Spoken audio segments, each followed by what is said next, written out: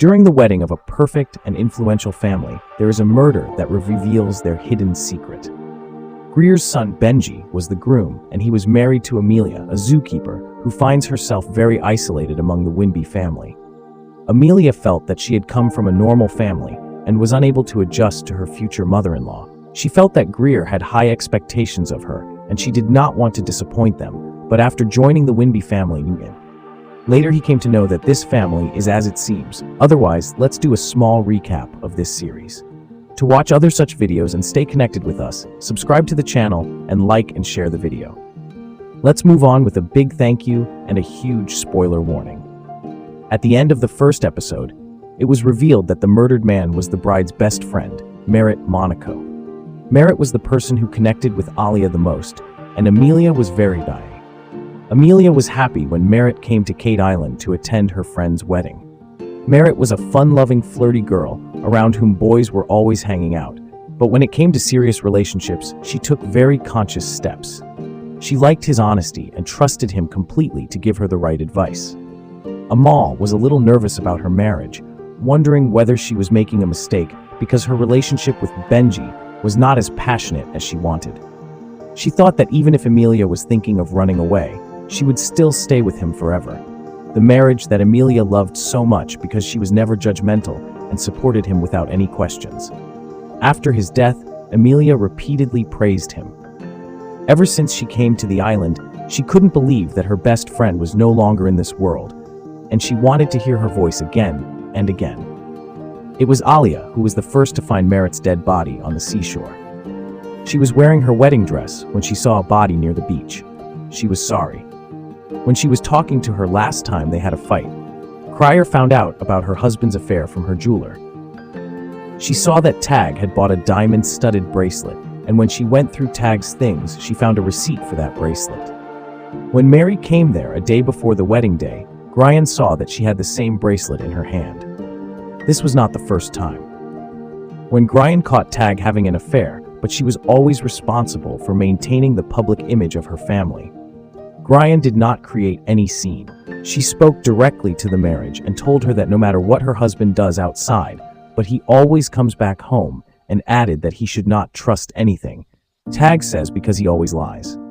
When detectives checked the data from Tag's smartwatch, they saw that it contained the sleep patterns of Tag and Greer. Tracks were conducted, but Greer was not in her room. Call logs showed that shortly before the time of the murder, Greer had been on the phone with one Broderick Grum, and detectives believe that Greer had contacted Tag's lover through him. Maria got murdered. Graham later admitted that Graham was her brother and that she was paying off his gambling debts. The detectives had not expected this at all. Everything was now making sense, but Graham was a small-time criminal. Despite the police having no solid evidence to arrest him, Greer was allowed to go home and decided to take his brother with him. Greer was a famous novelist, and her books were a major financial burden for her family. Tag came from a wealthy family. He was a fifth-generation Vinberry, but he lost most of his fortune gambling. He inherited the mansion, but also sold a portion of the land around the house.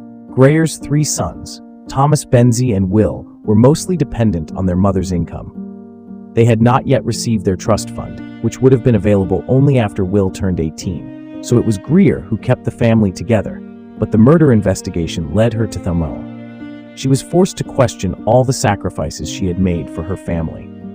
She loved her children, but she couldn't deny the fact that she had no loving relationship with Tag. On top of that, the drama her husband created fruffiners. After doing this at her book launch, she felt that there was no point in pretending anymore because the world already knew her secret. Greer said that Kita, Dolly, and Dash in her novels was a reflection of the relationship between her and Tag. There was a deep love for their fictional characters. Their fans felt that Greer's relationship was equally perfect. Magazines called them the perfect couple, and Greer tried her best to spread this lie with her words. She asked Alia to sign an NDA because she was afraid that her family's secrets would be revealed to the world, but when her husband got drunk and insulted her in front of everyone, she understood that this marriage was no longer worth saving. Greer remained silent for so many years, and Greer introduced Broderick Graham to her entire family after bringing her home, and then revealed that there was a time when she timidly. Brother used to make her do wrong things. Actually, Greer had never met Tag in any art gallery. When she met Tag for the first time, Greer was a sex worker and Tag was her client. Gradually, both of them fell in love and Greer married her. He left his old life behind, but the fear that the world might know his secret always loomed over him. Tag knew that he could face as much as he wanted and get away with it because Greer was afraid that Tag would expose his truth. When the police questioned him and his fans learned the truth, he decided that it was time to face his past. He also had an idea for a new book, and his publisher also wanted to publish this story. Greer's sons were shocked to hear this, but perhaps they may have found some comfort in knowing that even Greer could not match the stands she had made when Greer told that the post-mortem report showed that Merritt Amelia was stunned. Merritt was as alive as she was, but Amelia knew that she had never taken recreational drugs, and the only thing that could mean was that someone had given her this drug. Meanwhile, Amelia's mother, who had cancer, was unable to find her medication. She had heard this report and felt that perhaps it had a direct connection to Merritt's death. Amelia was heartbroken when she learned that her mother was planning to euthanize her. She kept 3 pills with her to use if her health condition worsened. Then she told that one of her 3 pills was missing, but she also said that one moment is not enough to kill someone. Amelia and Benji immediately became suspicious of Thomas because he had a habit of stealing pills and taking them at will. Thomas was taken to the police station for questioning, but he pleaded innocent. Thomas admitted that he stole those pills because he thought it was OxyContin and he thought he would use it to get high later, but he did not take the pill and did not remember where the pill went. Thomas suspected that Ebel had taken it from him, stole the pill. This French woman was Tag's old love, and Thomas was having an affair with her. He had borrowed $2 million from Ebal, and he promised to return the money when he got the money from his trust fund.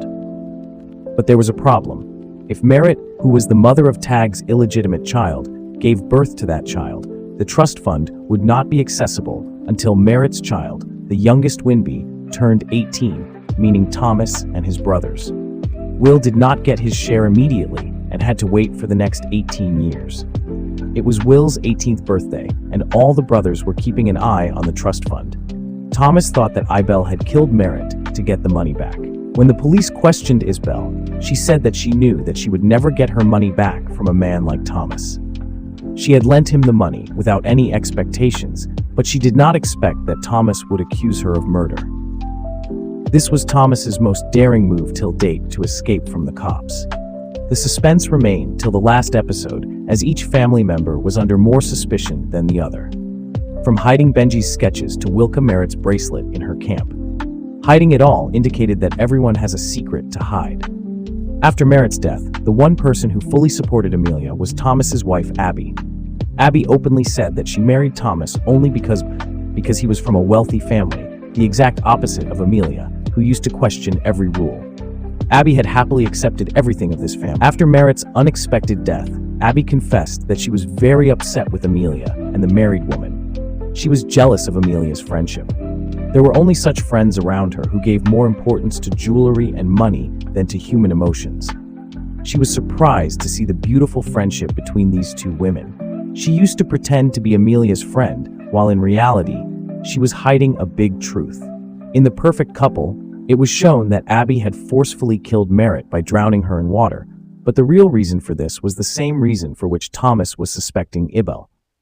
Abby was pregnant, and was Abby wanted her husband's trust fund for the child's future. Maris's pregnancy was bad news for Abby, and she expected Thomas to handle it. Thomas planned to shoot Maris to scare her, but Isbel came at the end moment and stopped her because her idea was completely useless. When Isbel and Thomas were having passionate sex that night, Abby decided that she would handle the matter herself. She mixed a pill with fruit juice and gave it to Merritt. When Merritt was sitting sadly on the beach, she was probably the last person whom Merritt would never have suspected because they had never talked much. Abby used to just stand on one side, which no one took seriously. Merritt was drugged. After giving birth, AB kept Merritt's head underwater for so long until her body stopped moving completely. AB had no regrets about her actions. She felt that she had to do whatever it took to save her family. She did the same thing. She never felt any deep attachment to the marriage. She knew that Amelia would give her whole life to find the murderer, so she kept her enemy close to her. But what Abby did not understand was that the two detectives knew everything. Closel were following, and when they saw the differences between her version and Thomas's version, they understood that Abby was hiding something. Thomas had video evidence that proved that he was with Ibel at the time of the murder. This meant that Abby poured. There was no alibi, and she had the perfect motive.